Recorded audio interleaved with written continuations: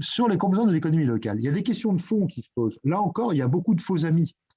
Euh, Par exemple, en France, je parle du local, hein, on a l'obsession de l'appellation contrôlée. Je suis AOP ou AOC. Hein, protégé, c'est Europe, et AOC, contrôlé, c'est français.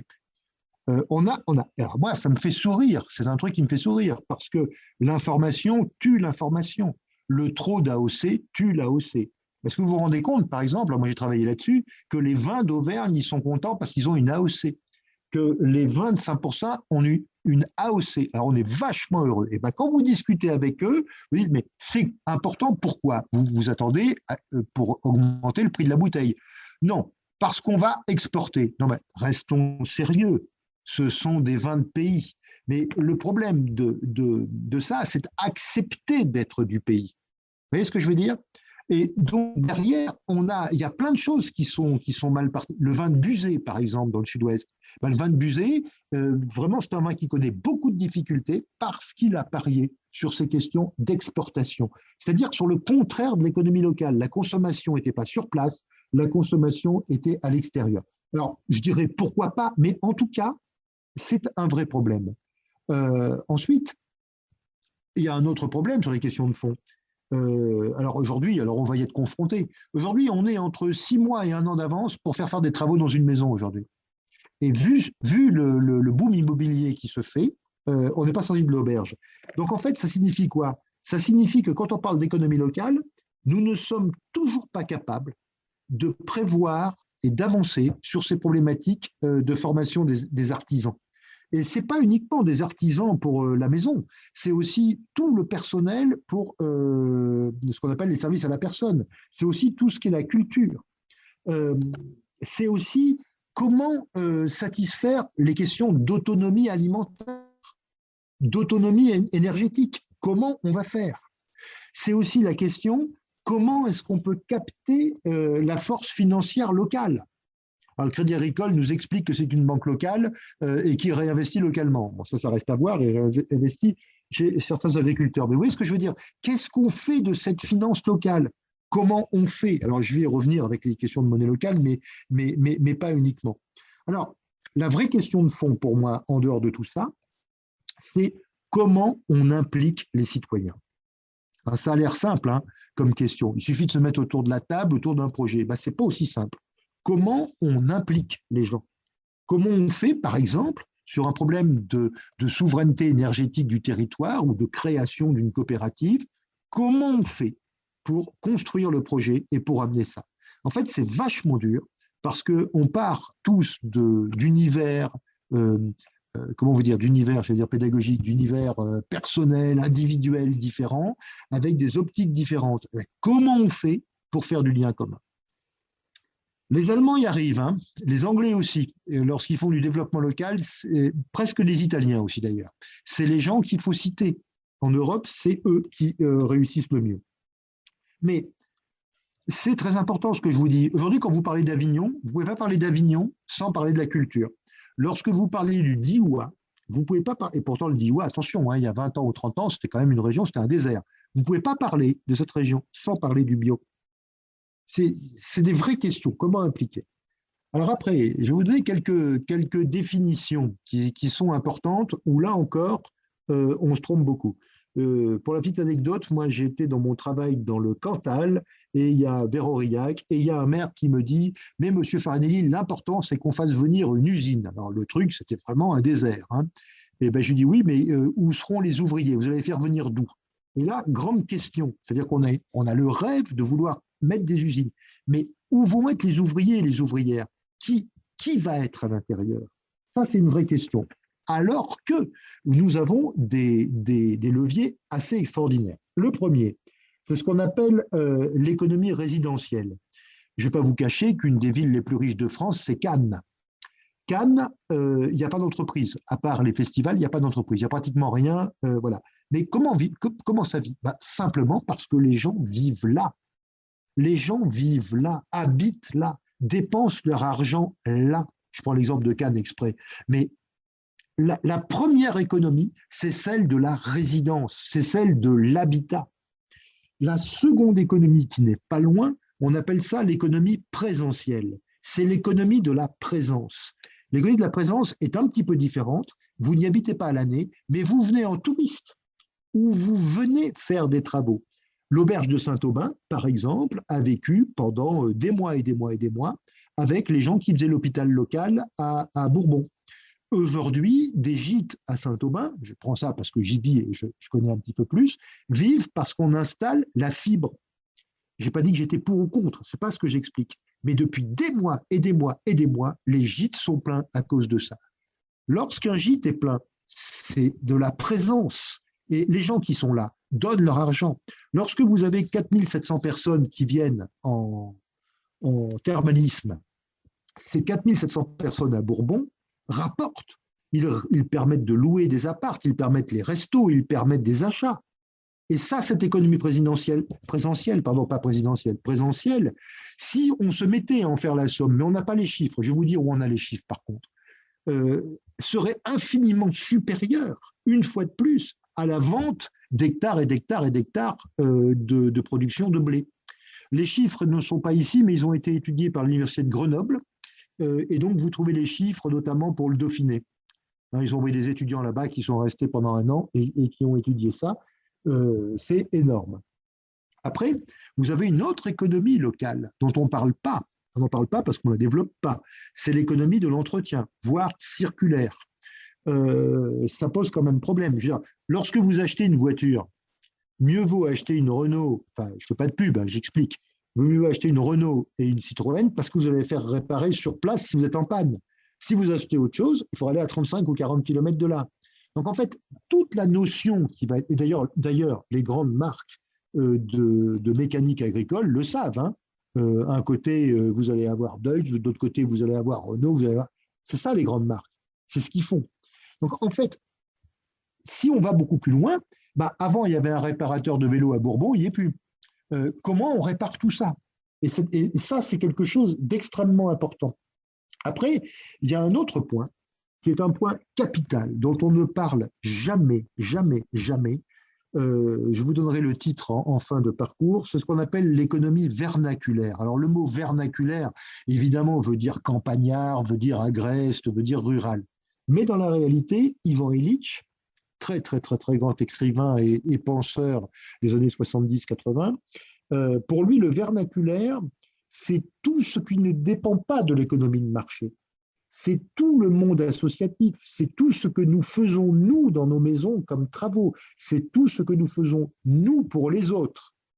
Et quand on se met à additionner ça, cette économie-là, elle est majeure sur le territoire. Elle est majeure en termes à la fois de changement d'image et en termes de production économique. On n'en parle jamais de ça. Alors là-dessus, je vous indiquerai en fin de parcours tout à l'heure, là, dans pas longtemps, c'est les livres de Bernard Charbonneau qu'il faut lire. Et là, vous aurez absolument tout là-dessus.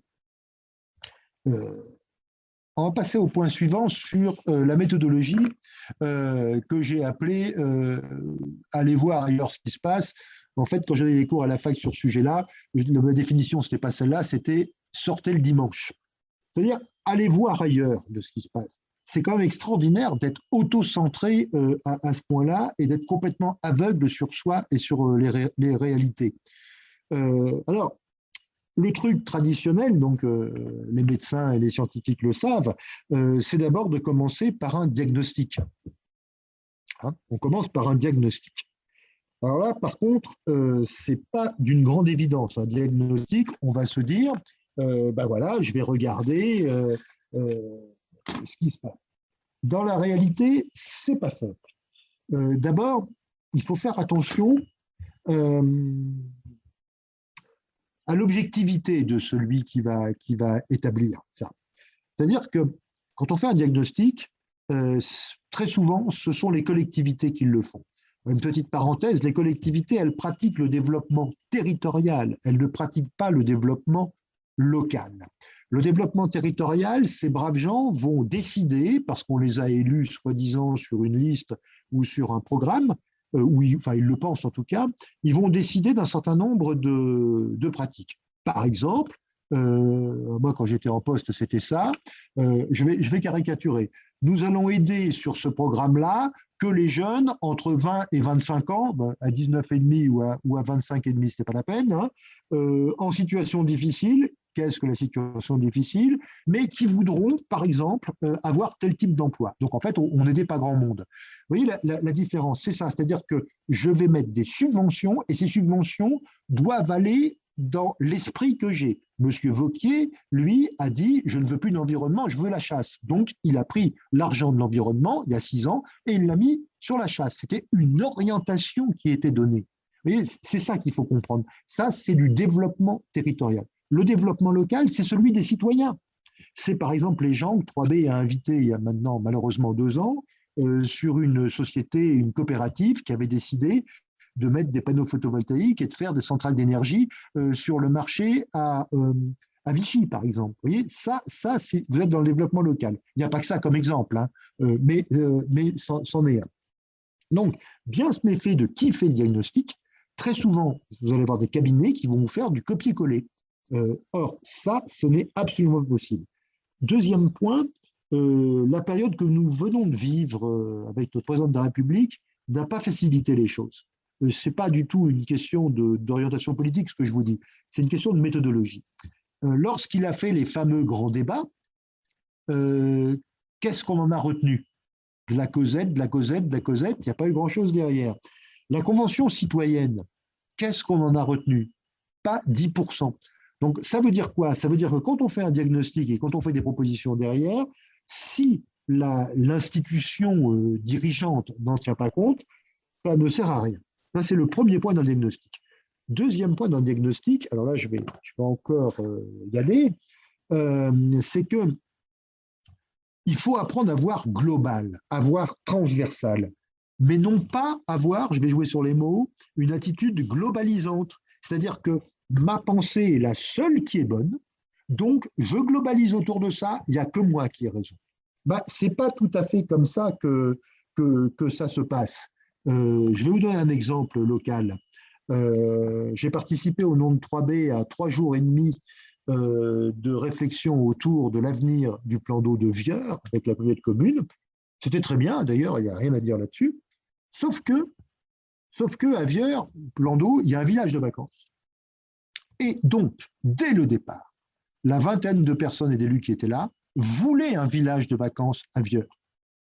C'est-à-dire que dès le début, tout est faussé. J'ai un site et je pense dès le début, parce qu'il y a eu un village de vacances, que je vais faire un village de vacances. Non, on pouvait tout à fait imaginer que ce lieu devienne un lieu de démonstration pour le bocage bourbonnais, un lieu sur les arbres, un lieu où on remettait un paysan avec un marché, enfin, etc., etc. Mais non, c'était même pas possible d'évoquer cette idée-là.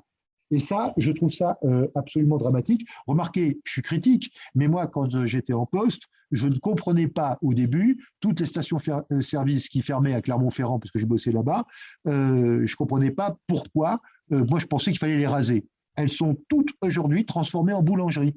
Pourquoi? Parce que dessus, il y a un parking, les stations-service. Vous voyez le truc? Donc, en fait, il faut bien faire attention à ce qu'on pense. Je vais vous donner comme une piste positive là-dessus. Il y a quelqu'un que j'apprécie beaucoup, c'est Bruno Latour. Bruno Latour, vous tapez ça, cahier de doléances de Bruno Latour. Bruno Latour, il a récupéré ce qu'on appelle les cahiers de doléances, vous savez, en 1788. Moi, j'ai toujours cru que les cahiers de doléances, c'était mes doléances. Ça ne va pas, je veux ça. Non, ce n'était pas ça. On commençait par un diagnostic de son territoire. Ça ne s'appelait pas comme ça. Mais en gros, c'est ici, qu'est-ce qu'il me manque? Et ça, c'est vachement important. Parce que Latour propose 4 questions. On se pose 4 questions. C'est qu'est-ce qu'il me manque sur ce territoire? Alors, juste un truc, ne nous trompons pas, hein, tout le monde ne pensera pas comme nous. Y a des gens qui seront plus dans le radio-crochet qu'autre chose. Mais si on se met en même temps à amener de la formation, à amener de l'information, on va s'apercevoir qu'on peut faire bouger les choses. Juste un petit exemple. Guy Roche et moi à l'époque, tous les deux, il ne doit plus y avoir grand monde de cette époque-là, nous avions lancé un sondage global sur le bocage et on est presque tombé par terre. Quand on s'est aperçu à la question « Est-ce que le bocage a une signification pour vous ?» C'était du style 95% oui. Cette signification, elle est quoi? Elle est identitaire, elle est environnementale. Donc vous voyez quand même, autour de ça, on peut construire, mais il faut poser les bonnes questions et accepter toutes les possibilités. Alors, après, on va rentrer dans la stratégie. Hein. J'ai dit qu'il y avait des précautions liminaires, diagnostiques, les stratégies. Alors, les stratégies, c'est compliqué. La stratégie, ça va être dans un pays comme la France, d'arriver à faire accepter une co-construction, une ligne commune. Ça, c'est pas simple. Hein. Quand on voit, par exemple, sur le bocage, sur les arbres, qu'est-ce qu'on peut faire accepter de commun, on n'est pas encore à 100% là-dessus. Et je vais prendre l'exemple pire, c'est l'énergie. Si vous vous mettez à dire, voilà, je veux faire un programme d'énergie locale, c'est pas gagné, parce que là, il va y avoir les pronucléaires, il va y avoir à côté les anti-éoliens, il va y avoir ceux qui vous disent que le photovoltaïque, il n'y a pas de filière de déconstruction, après, etc., etc., etc. Donc, c'est comment on fait pour, à un moment donné, co-construire, être d'accord, non pas sur un minimum, mais être d'accord sur des axes. Ça, c'est très dur. C'est très dur parce que derrière, il y a ce qu'on appelle la stratégie des acteurs. C'est Mao Tse-tung qui disait l'ennemi de mon ennemi est mon ami. Alors, je caricature, mais c'est ça. Attention à nous tous. Nous avons tous, y compris dans le domaine environnemental, culturel et écologique, nous avons tous des intérêts à défendre. Je ne vais pas revenir sur des histoires qui ont fâché notre histoire récente, mais, tiens, je vais vous donner autre chose. Vous savez, par exemple, qu'il y a la convention Ramsar qui est à l'étude sur la rivière Allier. Alors au début, on se dit, c'est un truc génial, c'est la protection des zones humides. Donc là-dessus, on est à fond, on est tous pour, enfin, ou alors ça pose un problème. Mais dans la réalité, ce n'est pas de la protection. Et c'est pour ça que ça va passer. Dans la réalité, c'est une zone où on accepte qu'il y ait de l'animation sur les zones humides. Or, derrière, vous avez quand même des institutions environnementales majeures qui défendent cette idée-là. C'est-à-dire qu'ils défendent l'idée que, oui, après tout, c'est déjà ça, une animation. Non, non, non. À mes yeux perso, c'est fini l'animation. On en est bien à la protection et à la protection immédiate. Autrement, c'est foutu. Et vous voyez, et derrière, vous avez des enjeux et vous avez des acteurs environnementaux majeurs. Si vous voulez, tout à l'heure, je vous dirai lesquels, si vraiment vous voulez me chatouiller sur le sujet. Après, on a un autre problème sur le bocage ici. On a un problème, c'est qu'il y a 4 communautés de communes.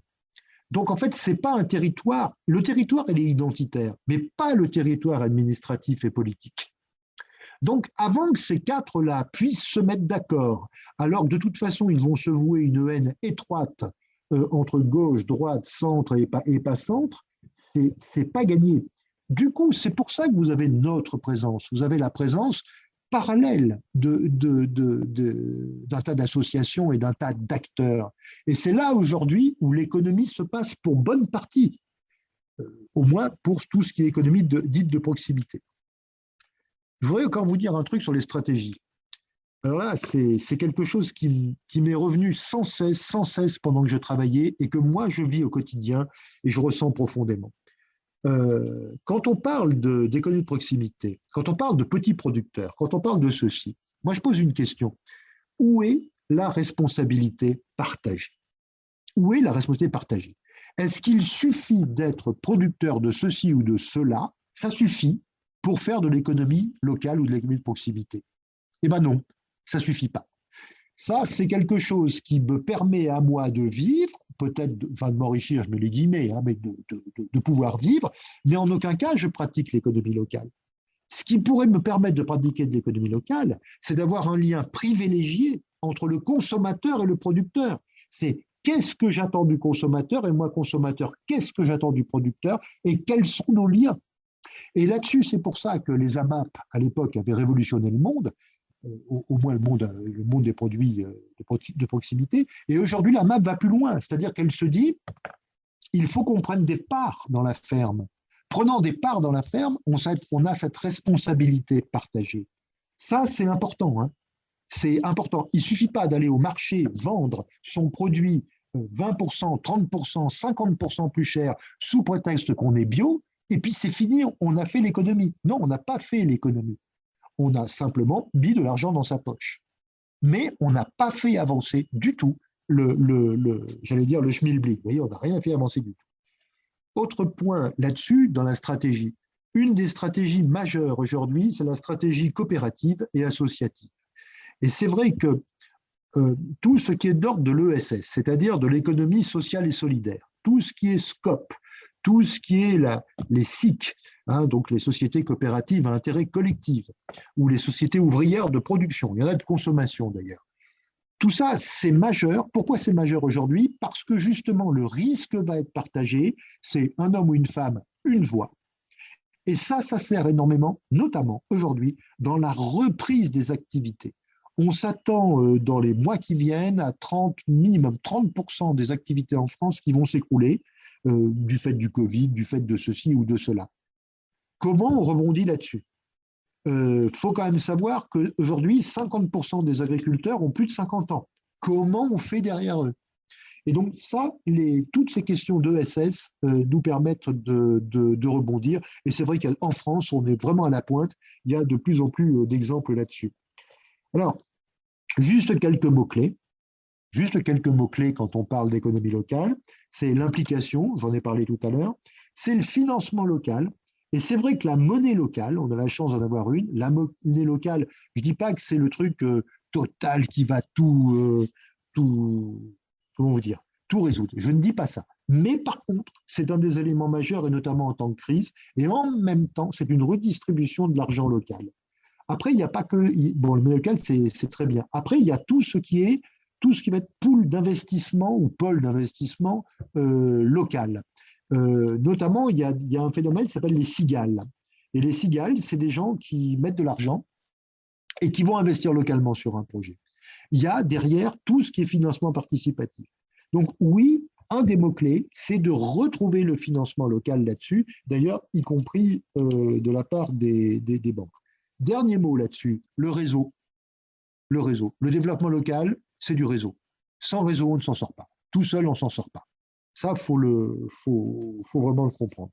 Alors après, je vais aller très vite là-dessus parce que c'est plus le sujet d'une discussion. J'ai mis les axes d'intervention, il y a 8 orientations. Je ne sais pas si j'en ai mis 8 ou pas. Mais enfin, je vous en cite quelques-uns comme ça. La règle numéro 1, c'est la démographie qui est importante. La démographie fait naître l'activité. Moi, une de mes premières conférences, il y a 20 et quelques années, le maire d'un petit bled m'avait tellement embêté, il m'a dit « Ouais, qu'est-ce qu'on peut faire ?» Parce qu'il ne voulait pas accueillir de nouvelles populations. Je lui ai répondu « Faites des enfants ». En fait, c'est ça le truc. C'est-à-dire qu'aujourd'hui, la démographie, elle est en train de changer. Il faut s'attendre dans les mois et les toutes prochaines années, c'est-à-dire en gros entre 6 mois et 2-3 ans, il faut s'attendre à un renouveau majeur de la démographie en milieu rural. Alors je vous le dis, je ne suis pas le seul à le dire, hein, mais ça va être majeur comme phénomène. Ça va rebouleverser et rechanger les cartes. Or, dès que vous avez des individus, vous avez de la consommation et vous avez de l'activité économique. Le problème, c'est que nous n'avons pas de politique d'accueil réelle dans les collectivités. Et c'est à nous de faire le boulot. C'est à nous d'aider des gens à venir, leur présenter les autres, de les mettre dans des réseaux, etc., etc. Ça, c'est le premier point. Une petite nouvelle qui peut être intéressante, donc par rapport au projet, c'est l'alimentaire. C'est tout ce qui va nous permettre de retrouver, non pas une souveraineté, mais au moins un bout d'autonomie alimentaire. Alors, notre communauté de communes ici, l'autre jour, m'a appelé en invitant 3B, on avait parlé avec Guy Roche à l'époque, pour participer au PAT, c'est-à-dire au plan d'alimentation territoriale. On verra ce que ça donne, mais le but, c'est de produire et consommer local dans les restaurants privés, dans les restaurants scolaires et pour les individus. Là, c'est énorme le champ qu'il y a à faire.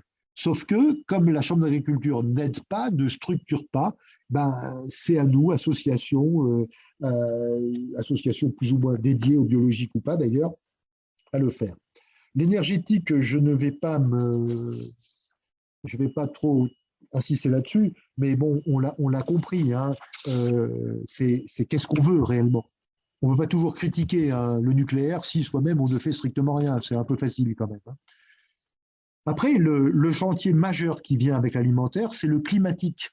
Alors, le climatique, ça rejoint notre association. Certes, il y a le grand chantier pour toute l'isolation du bâti, c'est énorme, mais c'est aussi le chantier, et moi je vais mettre le mot, de reforestation.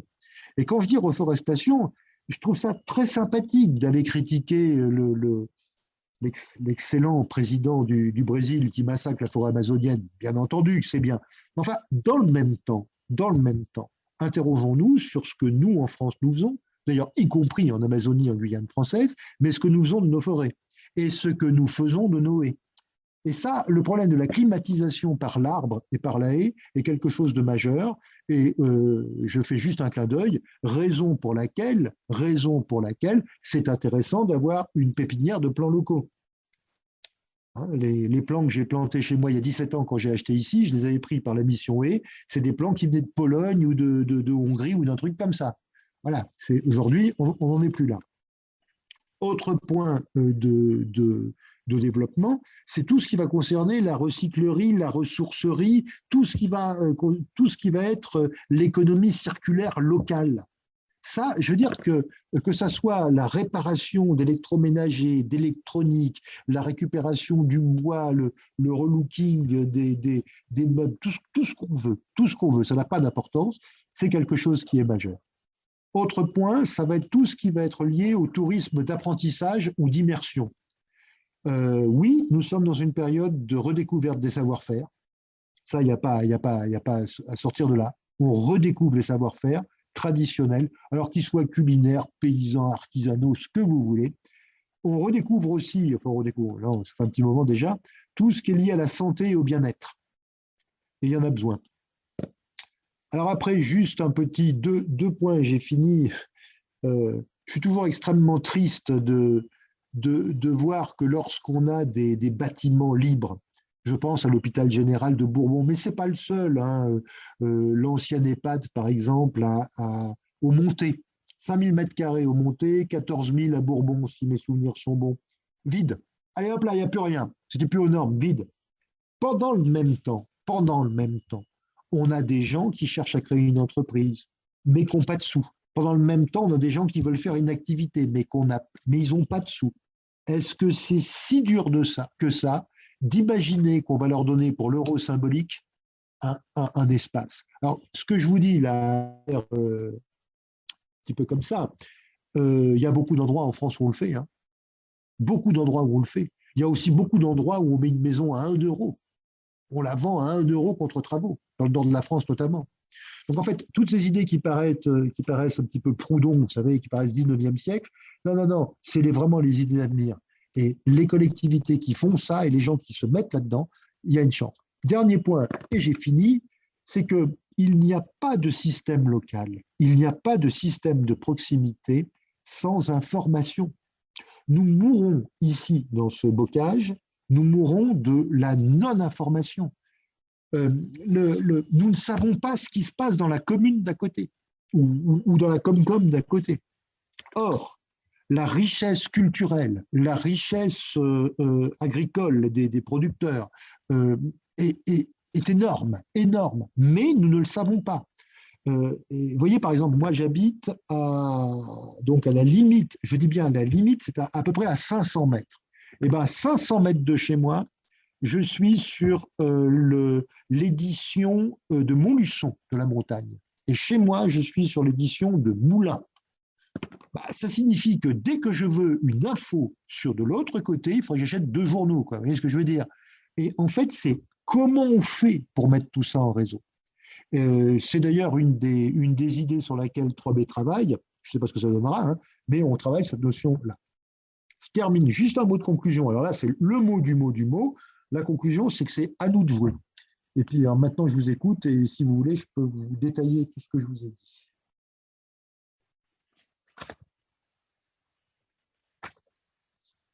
Vous êtes là ou je vous ai tué? Alors, tout le monde est là. Oui, on est là. Non, on est bien vivant, je pense. C'est bien. Même Isabelle qui nous a rejoints. Tu nous as excessivement réveillés. Je pense que tu as mis sur la table énormément de sujets et ça va être très complexe, mais très intéressant. Merci. Je t'en prie.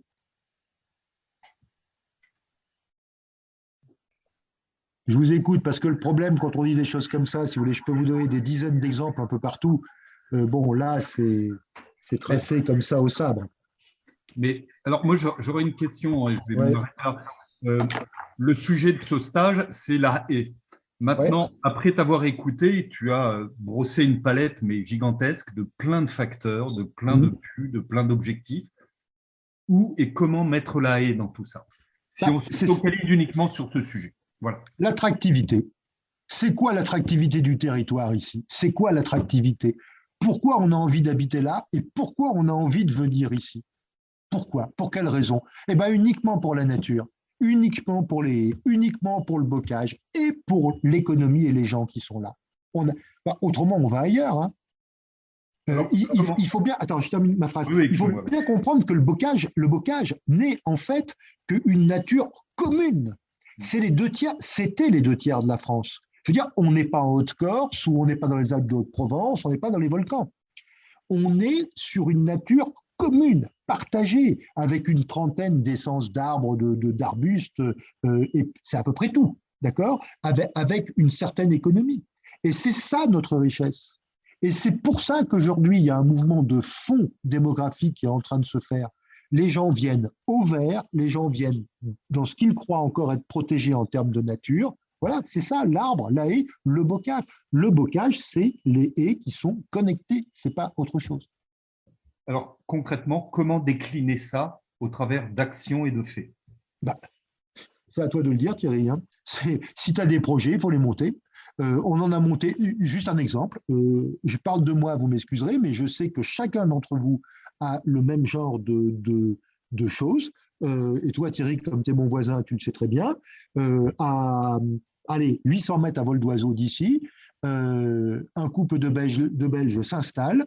Ils ont repris une ferme. On les a aidés de A à Z dans le maquis administratif français. On les a aidés. Ces gens viennent faire. Alors après, si on est vegan, s'abstenir, hein, mais ils viennent faire des œufs, des poulets, du porc, des petits cochons, mais pas beaucoup, élevés en plein air, etc., etc. Et de la charcuterie, transformation. Voilà, c'est un truc. Si chacun aidait une autre personne à le faire, voilà, c'est tout. Moi, je n'ai pas de solution. Hein. Tu as peut-être un projet énergétique ou un projet de je ne sais pas quoi. Tiens, dans 3B, nous avons un de nos amis qui travaille sur une pépinière locale. Voilà un projet. Pépinière sur les plans locaux. Voilà un projet qu'il faut soutenir. Oui, allez-y, soutenez-moi. Ouais, on va te soutenir. Ouais. Non, mais c'est vrai, quoi. Mais je pense qu'il y a quand même une difficulté majeure, puisque, disons que les terres, actuellement, globalement, elles sont détenues par nos amis, je veux dire, nos amis les paysans. Ils sont peu nombreux et ils vont pas, enfin, non seulement ils vont pas les revendre ou les recéder, etc. Au contraire, ils ont envie d'accaparer de plus en plus de terres. Ouais, c'est vrai. Ouais. Et donc, en conséquence, repose sur leurs épaules une immense responsabilité. C'est eux qui définissent, enfin, je crois, le paysage. Ouais. Et donc, c'est eux qui définissent toute l'économie, et notamment, enfin pas toute, mais principalement, notamment l'économie de la présence, comme tu disais tout à l'heure. Oui, tout à fait, oui. C'est-à-dire que moi, j'ai des amis, par exemple, qui sont venus à Pierrefitte s'installer, venant d'ailleurs il y a quelques années, et qui me disent maintenant, j'ai envie de repartir. Oui, parce que le paysage a été, etc. Mais le paysage que tu connais à Pierrefitte a été effectivement complètement ravagé. Et donc, les liens, enfin, le pont qu'il y a entre l'économie agricole et l'économie, tout le reste de l'économie, doivent être faits de manière urgente. Enfin, sinon, tout à fait. Ça va coincer, enfin, complètement coincer. Enfin, tout à fait. Et donc, je crois que là, normalement, nos élus devraient avoir un rôle important à jouer. Alors, il y a plusieurs choses dans ce que tu dis, Pierre. La première, c'est que oui, il y a un problème politique majeur. Et on comprend bien ce qui se passe tout de suite en sous-main. C'est un problème politique majeur. Oui, il y a des couleurs ou des partis qui sont favorables à ce surremembrement qui est en train de se faire et d'autres qui ne le sont pas. Donc déjà, il y a un choix politique. Deuxièmement, il y a aussi quand même d'autres choses qui bougent. euh, il y a aussi d'autres choses. Le fait, par exemple, que le poids du consommateur, parce que c'est au consommateur de bouger, c'est à lui de bouger.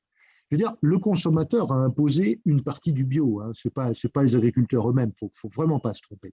Et aujourd'hui, le consommateur, via des entreprises, est en train, dans son exigence, après je serai plus dur, mais là j'essaye d'être souple, hein, dans son exigence de développement plus soutenable, etc., est en train d'imposer, au moins moralement, à certaines grandes entreprises de modifier. Donc on appelle ça leur responsabilité sociale et environnementale.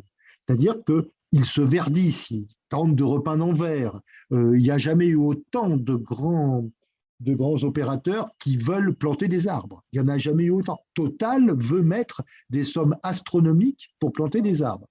Vous voyez ce que je veux dire, hein, en termes. Bon, ça c'est un autre point sur la société. Après, le rôle des villes est majeur. C'est-à-dire que les villes, elles, peu à peu, elles imposent une autre agriculture. Elles imposent à nouveau une agriculture vivrière. Voilà. Après, Pierre, oui, et tu le sais, et nous le savons tous, oui, il y a un choc de système. Hein. Faut pas se tromper. Il y a un choc de système avec les agriculteurs et il y a un choc de système avec des collectivités. J'en ai pas parlé, mais lorsque l'attractivité du territoire, c'est justement la nature, les arbres, les haies, on a compris pour les agriculteurs, les collectivités, je suis désolé, hein, la gestion de la haie sur les collectivités, ça demande quand même à être revu. Alors oui, c'est un sujet majeur qui est en train de se passer et dans les années qui viennent, les toutes prochaines années qui viennent, c'est un sujet de conflit. Il y a de plus en plus d'études qui disent qu'après les remembrements, il faut du démembrement. C'est-à-dire que quand on parlait de décroissance il y a 20 ans ou 15 ans, ça faisait rigoler tout le monde. Quand on parlait de sobriété, ça faisait rigoler tout le monde. Aujourd'hui, on commence à parler de démembrement. Alors, on en parle pour des raisons qui ne sont pas forcément les bonnes. On en parle parce qu'on s'est aperçu que aujourd'hui, c'est des sociétés qui peuvent acheter à la SAFER. On peut tous être dans une société, la société ça va s'appeler Y et on ne saura pas que c'est nous derrière. Or, on vient de s'apercevoir qu'il y a plusieurs fermes, exploitations énormes, à la fois dans le Berry et dans le Bourbonnais, qu'elle est achetée par des agents chinois, dont un d'ailleurs a fait faillite depuis, avec 3000 ou 5000 hectares. Donc en fait, on en est aujourd'hui à une notion qui est plus une notion, il va falloir démembrer. Moi, je suis intimement persuadé que c'est un des principaux chocs à venir dans les 2-3 ans qui viennent. Il va y avoir des procès, c'est tous les jours qu'il y a des procès, contre des gens qui meurent d'un cancer, contre les herbicides quand on arrose les gens, contre le fait de dépendre à 5 mètres d'une maison. Mais qu'est-ce que ça veut dire, quoi? On épand à 5 mètres d'une école, mais enfin, il faut le mettre en dessous, le gars, quoi. Tu vois, il faut le mettre à l'école, sur le banc de l'école. Enfin, et donc, on en est là. Et ça, oui, Pierre, je pense que sincèrement, on va aller vers un clash là-dessus. Moi, je pense que c'est un des trucs les plus durs. D'ailleurs, les cellules de gendarmerie le savent. Hein. C'est bien là-dessus, c'est leur grande inquiétude. Je n'ai pas d'autre réponse que celle-là, malheureusement. Hein. Non, mais je dirais que c'est une réponse en quelque sorte encourageante. Bah, oui, enfin, faut se battre, hein, de toute façon. Non, mais il ne faut plus baisser les bras, c'est tout. Quoi. Oui. Mais toi, tu le sais bien. Hein.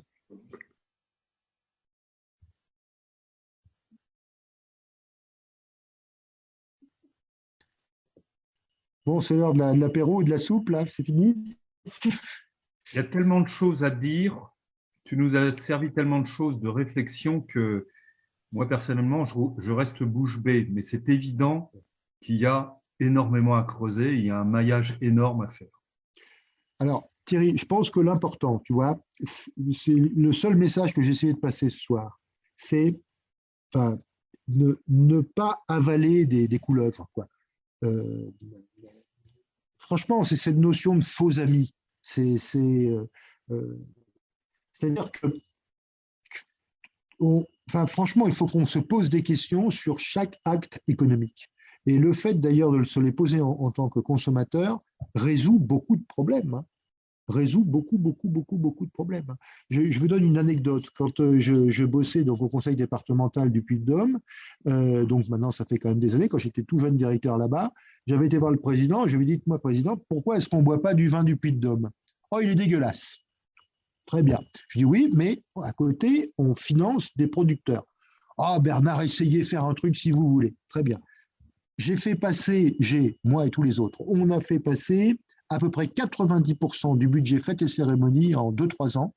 On l'a fait passer en bio, en local, complètement. Comment on s'y est pris?